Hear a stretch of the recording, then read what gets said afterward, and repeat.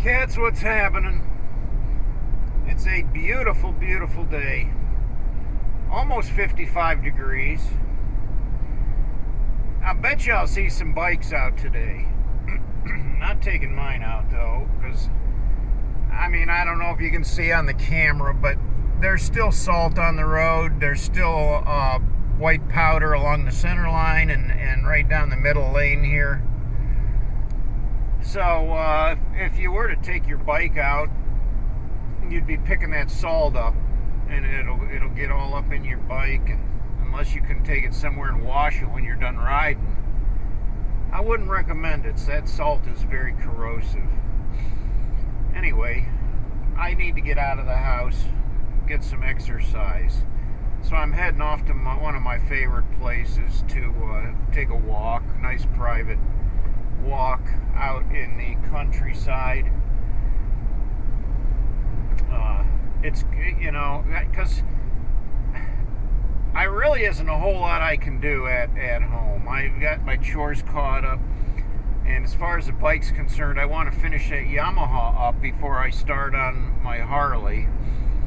And I'm still waiting on a couple of rings that I had to order for the Yamaha, and some clutch rings, and until I get those, and I have, all the other stuff came, but I didn't get those clutch rings when I started looking into everything I had. So I'm still waiting on those. I can't assemble it until I get those. Once I get those, I can get it back together and get that thing up and running again. So, other than that, the yard is too soft to do anything, so I need to get out of the house. Every evening, I spend a lot of time watching TV, and I don't know about you guys, one of my favorite things is just to watch YouTube videos.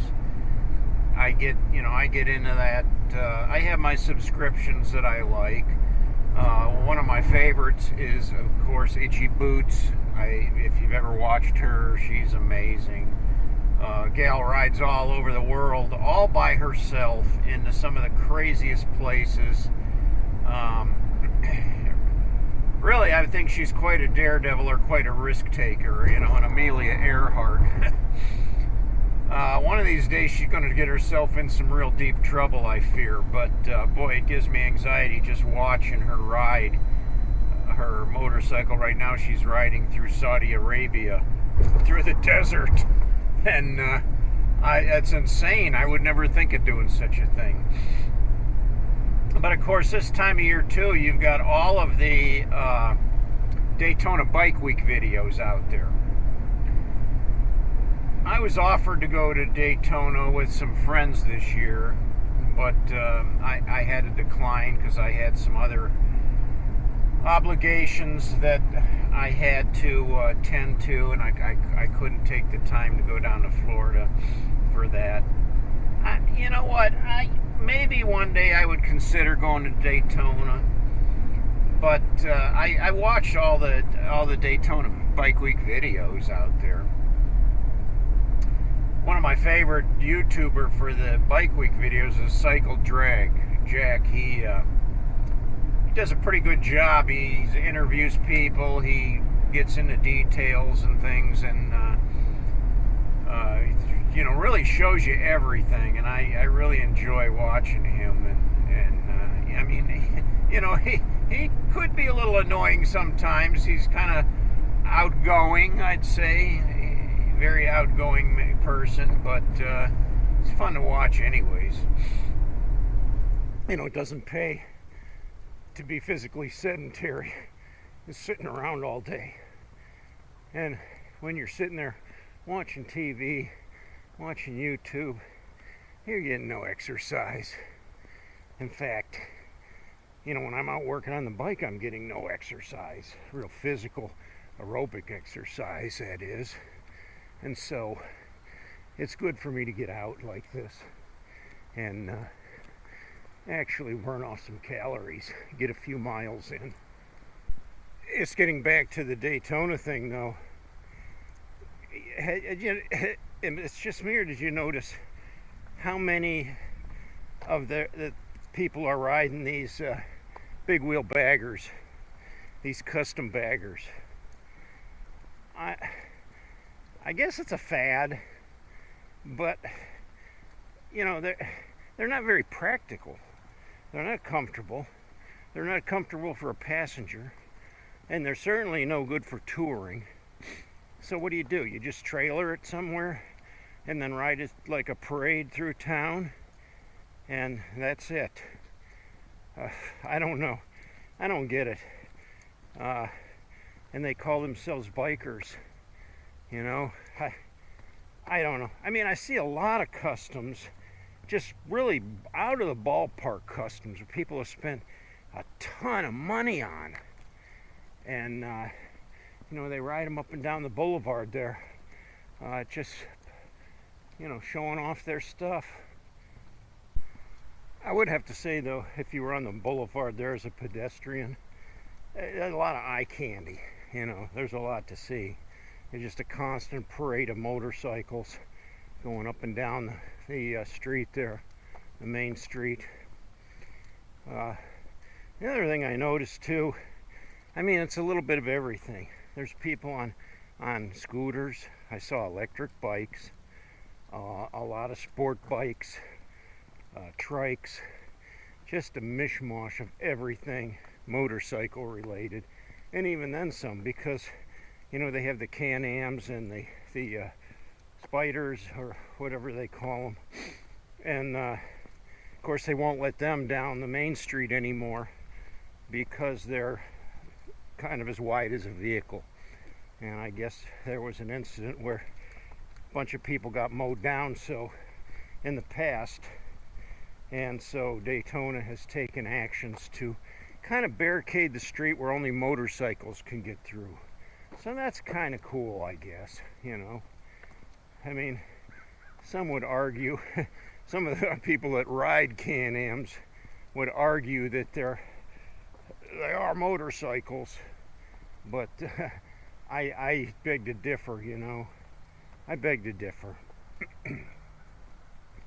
I would consider going down there, I guess. I don't know why. I've been to Sturgis so many times, and that's turned into a circus in itself. Nothing like it was back in the 70s when I first went there. You know, in the 70s, Sturgis was all motorcycles. There was no such thing as trailering in your bike. If your bike broke down, there was such a thing as trailering it out or loading it onto a pickup truck and heading home, because you had no choice. But the majority of the guys that were in Sturgis rode their bikes to get there. Nowadays, you go to Sturgis and 90% of them have trailered in their bikes. Some of them have the big toy haulers, you know, and they set up camps with these, you know, full hookups, so they have all the facilities there of being at home, and they can just roll their bike out of the back of their toy hauler and go right around Sturgis. I guess it wouldn't be such a bad idea. I mean, the times are modern. You know, you gotta kind of roll with the times. You can't be stuck in a rut either. My Hemi, my travel trailer, isn't a toy hauler, so there's no way I could, you know, carry my bike with me, unless of course I loaded it on the back of my pickup truck. But getting it on and off the truck would be a little challenging unless I had the proper way to do that. There's the campsite that I usually stay in during the summer. That's a nice campsite there. Anyway, yeah, I guess in Daytona, one of the biggest, most popular campsites is called the Cabbage Patch. From what I can tell, you know, they just kind of sock them in there, and I think they have events there too, bands and things like that. I don't know, never been there, but I know most of the people that I know that go down there, that's normally where they go, unless they have a different residents that they go to. They go to the Cabbage Patch Campground. Out in Sturgis now, the different option is there's numerous campgrounds in Sturgis, all over the place. And some of them are massive campgrounds that have top line entertainment all day long, all kinds, and all the facilities that you would need, that you never have to leave the campground. You know, they got burnout pits, they've got barbecue, they've got tattoo, everything right there at the campground. You could spend the whole week at the campground, get yourself inebriated, never have to go out and worry about getting driving under the influence, intoxicated. You know, you can just stay there in the campground and have a wonderful time. I don't know what it's like in Florida. I think the rules are a little tighter down there, but I'm not sure. It seemed to me like the police force was really heavy in Daytona, and they were doing random checks on bikes and towing them if they didn't, meet the regulations. I know they have a handlebar regulation. Your handlebars can't be any higher than your shoulders, or they'll tow your bike.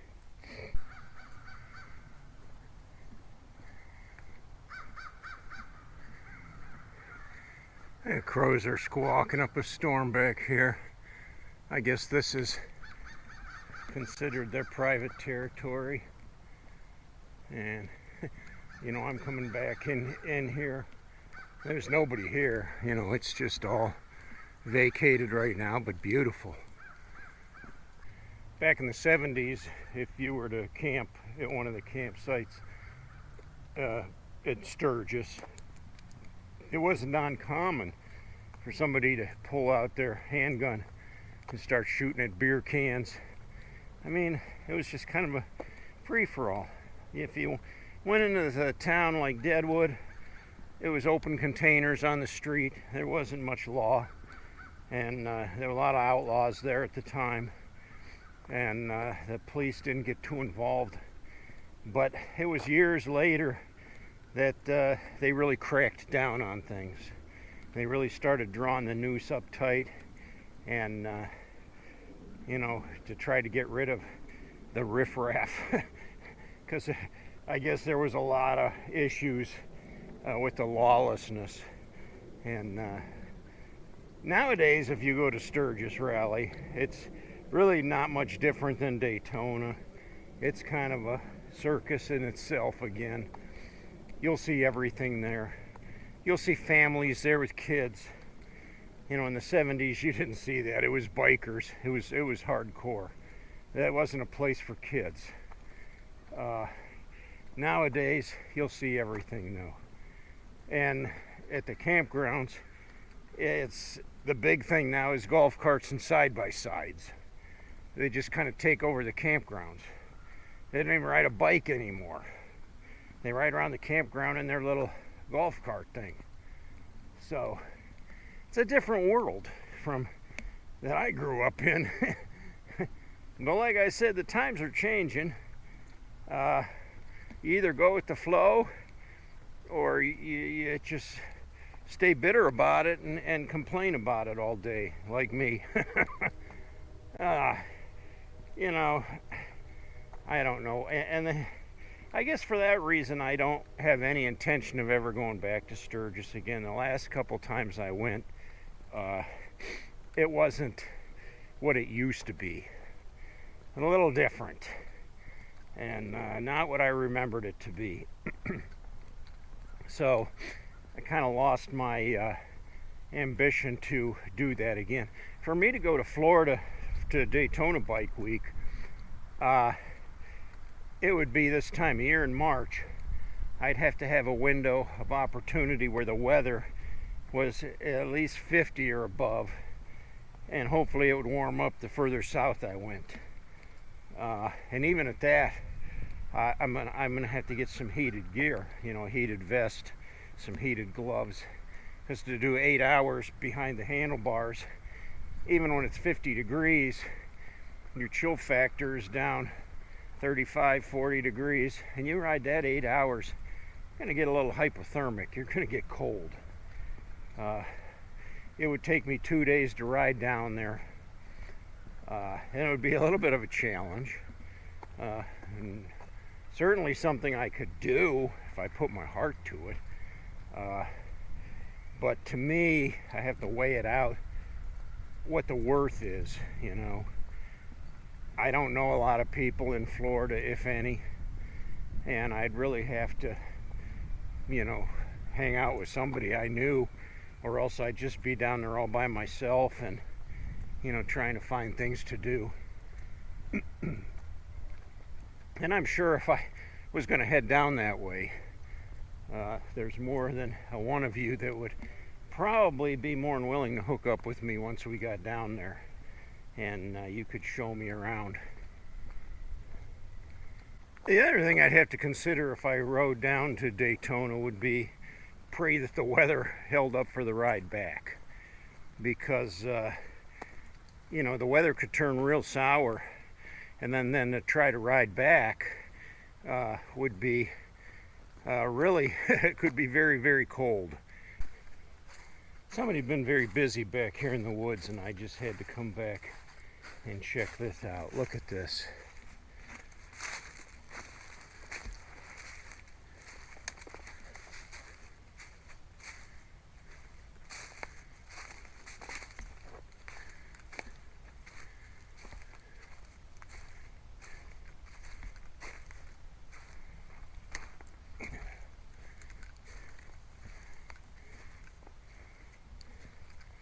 Look at this.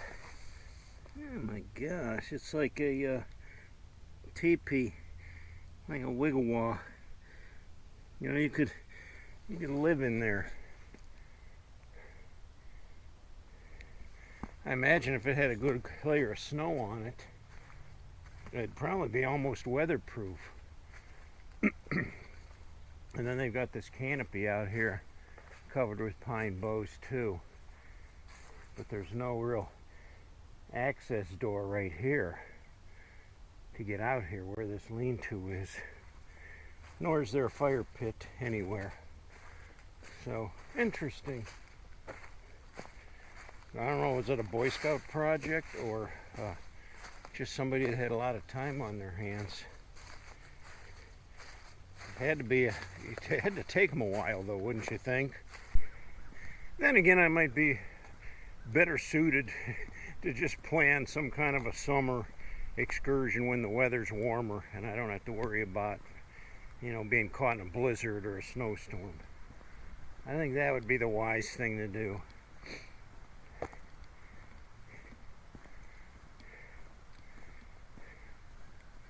Well, it is a beautiful day, and like I said, it's probably in the mid-50s today. There's a little bit of a wind, so you get a little bit of wind chill. Sun's going down. It's probably going to drop below freezing again tonight. There are a few campers out. Some in tents, some in trailers, but just a handful. It would be a beautiful time to be out here camping today, but as long as the weather holds up. And we're looking at some pretty warm temperatures coming up, even up into the 70s again. So a couple good rains to rinse the white stuff off of the roads up here in northeast Ohio, and we'll be good to go. I really got to dig into that starter though. I'm not looking forward to it, because the thing is, you don't know what you're going to run into. It could be a simple fix, and it could be a can of worms where I got to tear a lot of things apart to pull the whole starter, and I'm hoping that's not the case. Anyway, thanks for watching today. Thanks for hanging out with me and going on this walk with me. I've got a couple more miles to finish up here. I've got over 2 under my belt already, and I'm just going to keep puffing it out, burning some of these calories.